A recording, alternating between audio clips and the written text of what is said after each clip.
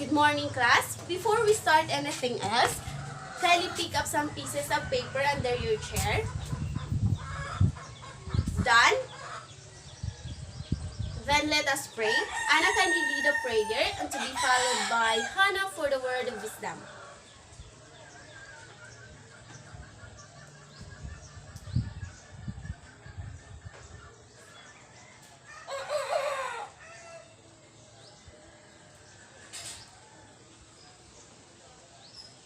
Again, good morning, class. You may now take your seats. Let's have an attendance. Who is absent today?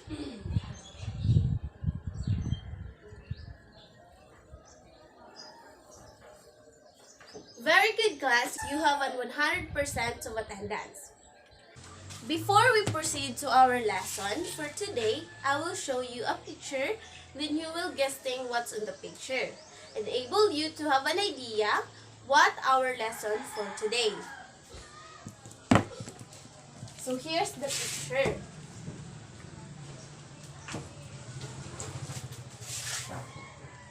Where we usually see this kind of bowl. Very good. So, what do you think is the lesson for today? Very good. Great idea. So, who among you here know how to play a sipak takraw? Yes? Jason?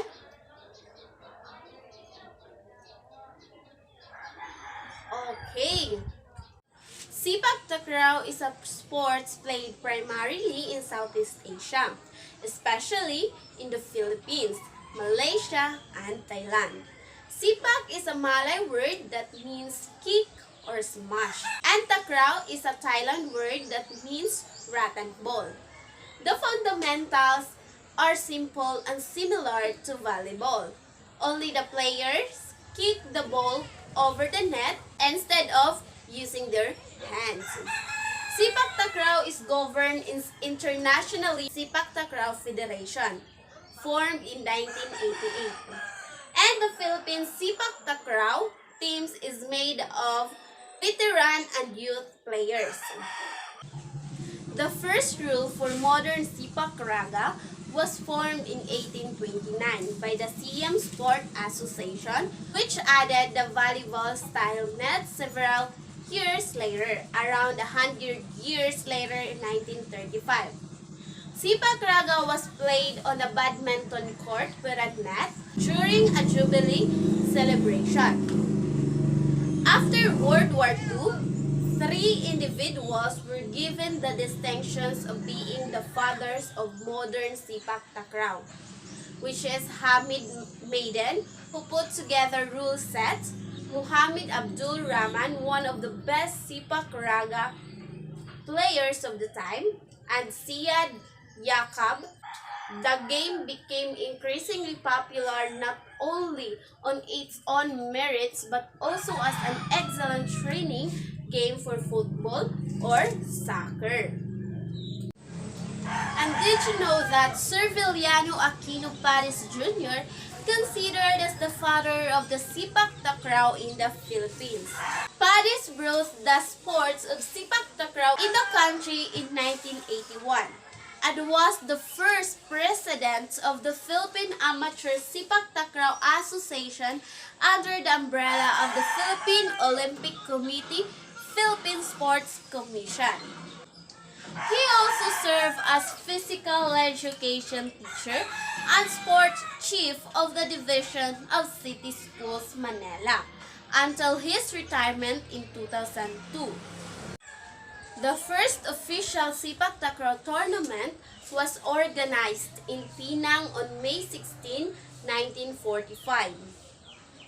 The first International Sipak Takraw Federation World Cup was held in 2011 in Kuala Lumpur for both men and women. The second World Cup took place in 2017 and the third edition is scheduled for 2022. We have four equipment in Sepak Takraw. It composed of the net and the hand wooden rattan ball, beside of the two other equipment such as playing jersey.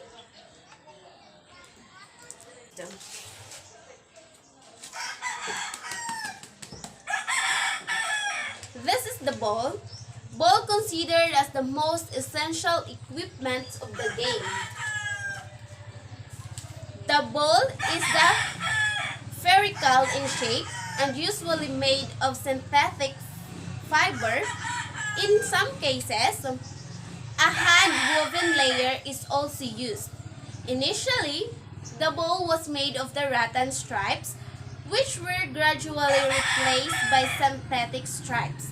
Usually, the ball has a maximum weight of 170 to 180 grams for men and 150 to 160 grams for women.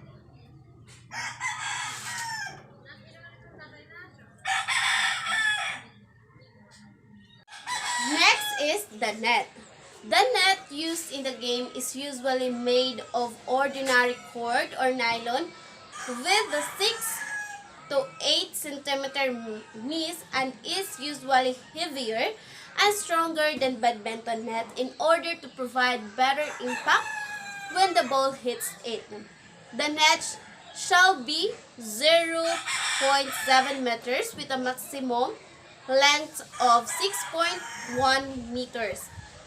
The height of the net should be 1.42 meters from the center of the court for women and 1.52 meters for men. The next equipment is the shoes. The shoes used in their game are light in weight and have a flat-sided with sole.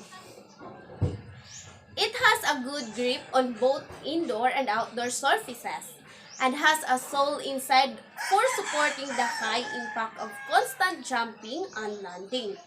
These are especially made for players to help them kick perfectly. And the next equipment is protective gears. In this game, usually ankle supportive bands are used by players for providing protection as high jumping is involved throughout the game. Even knee tensors are also used by players in order to prevent joint and tendon injury. Some players use ankle gears for ankle support. Players also use forehead bandanas in order to stop the sweat running into eyes. And that's all for the equipment. Since I was not able to prepare a video clip of basic skills of Sepak Takraw, I will show you just a picture of each basic skills of Sepak Takraw. The first basic skills of Sepak Takraw is service. Service. In the ready position, the skipper or tikong will lift his right foot before doing the swing. Give signal to wedge the ball the desired height. Soccer ball with the inside foot and on and pick. The second one is the inflated. Inflated, there are 4 phases in making the toes of the ball. Bend the knee, throwing the ball, and follow through. Hold the ball with the net and the focus on the skipper or tikong. Bend the knees to get power before doing flips. Straighten the knees as the ball is released and by a pick.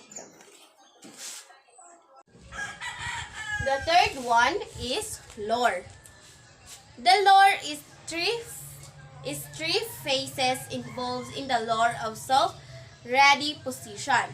Stand side and do a kick. Ready to control the ball. Bend your left knee to do stability. Use skill soccer plays to do pass. Balance the body by hand. The fourth one is the headed. The hander is probably most important skills to have, especially in the net game. The hander is used to pop up the ball that comes higher than the rest. The best way to learn the hander is like the inside kick. The contact point should be just above the forehead and the hairline. Not too much on the forehead and not too much on the top of the head. Right in between. Toss the ball to yourself. Hit it with your head and then catch it. Do this several times until you feel comfortable with these skills. When doing the hander, remember to bend your knees and get low benefit the ball. Like the other kicks, you don't need to focus on power but on accuracy and placement. The next step in this skills drill is to toss the ball higher and again control it with your head before catching the ball. It hurt a bit at first, but you'll get used to it. And the graduating step is to a hander from the high inside kick or from the hander to controlling inside kick. Try both combinations as you will be using both of them as you begin to play more. The fifth one is block.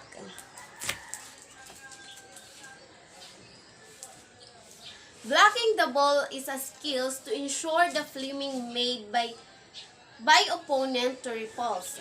Blocking the ball can be done by foot or body. Three main phases of blocking skills. Themselves available, both with high backs or beyond 0.5 meters from the net. The higher jumps are made, the higher the blockage area. Be sure to use right foot barriers blocking the ball stood. Now if the block by hand. And that's all for the basic skills of Sipak Takraw. Now I will group you into 5. From left side, count 1 to 5. Okay, 1, 2, 3, 4, 5. 1, 2, 3, 4, 5. Okay. Go to your group.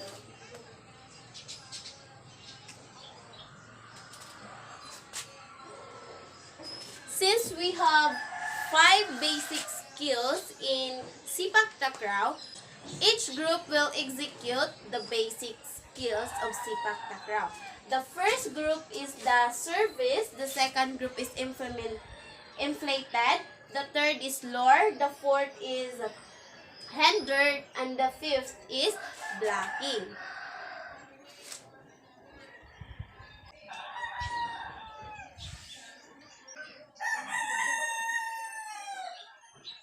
I have here a criteria for your execution. Very satisfied, 5. Satisfied is 4. Good is 3. Fair is 2. And poor is 1. I will give you 5 minutes to brainstorm about how you will going to execute the basic skills of Sipak Takraw.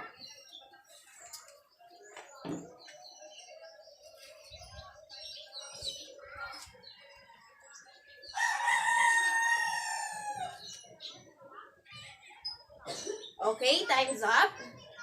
Group 1, come forward and execute how to serve the basic skills in Sipak Takraw.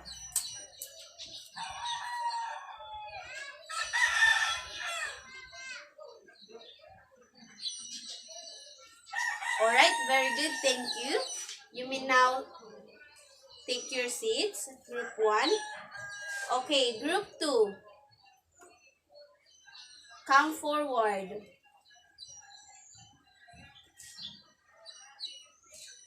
Alright, great.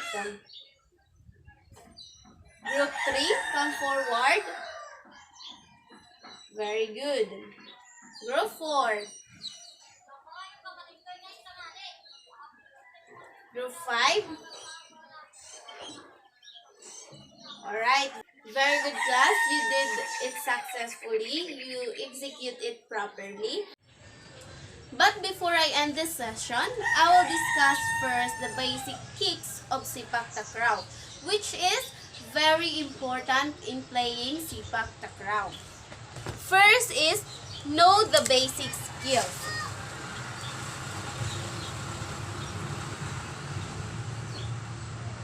In Sepak Takraw, you can touch the ball with your hands or arms. That means you have to use your legs, feet, and knees to control the ball. Although it takes a bit of agility and athleticism, there are some basic moves you can learn. The next one is learn the inside kicks.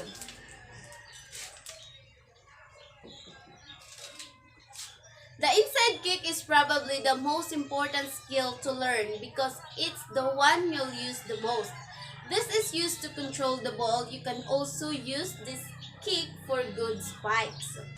For this kick, stand with feet shoulder wide apart with your support leg bent at the knee. Hit the ball with the inside of your dominant foot. Practice working with both feet to get more agility and flexibility in your kick. When the ball comes towards you, lift inside your foot to connect with the ball. To practice this kick, dribble the ball by kicking it up with inside of your foot. Use a different foot each time of the ball comes down. A variety of this kick uses the outside of the foot when the ball comes at you and you can get into position to use the inside of your foot. Use the outside it instead. The third one, learn the two kick. The two kick is used to save the ball, not to control it. Extend your leg. Let the ball bounce on your toe or raise your leg if the ball is higher. This should be executed slowly and without power. This is used when receiving the ball. When the ball comes to you from a low angle, bounce the ball off the top of your foot. The two kick. The fourth one is use the header. The header. The header is another pivotal skills for the game. This kick uses the head, preferably your forehead and your hair. This is used when the ball comes at you above the waist. You will probably have to bend down to get underneath the ball. Practice getting used to the feelings of the ball against your head because it can hurt. This is used in both serving and striking. The fourth one is header. The fifth one is use the knee kick. This kick is used when receiving the ball. The knee kick deflects the ball when it comes toward you between your waist and knee. By hitting the ball with your thigh or knee, you reposition the ball so you can use an inside kick. It is also used when the ball gets too close to your body. The next one is learn to strike. Striking or spiking, the ball sends it over the net. There are different ways to achieve this. Strike with the bottom of your foot after bouncing the ball into your air. Kicks your leg up into the air to about head height. Then strike the ball with the bottom of your foot.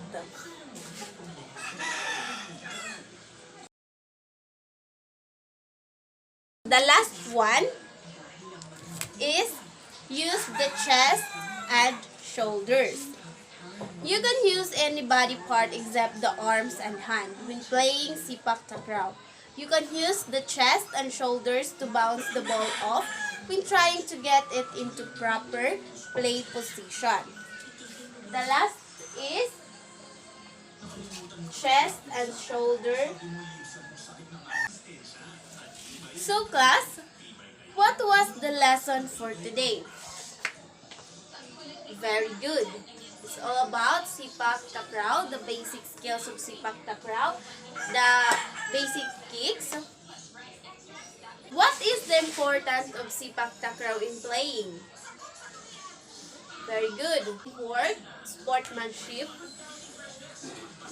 Okay, class. Always remember, when playing a sepak takraw, be sure to stretch and warm up before playing. This is important as you will be kicking very high. That's all for today.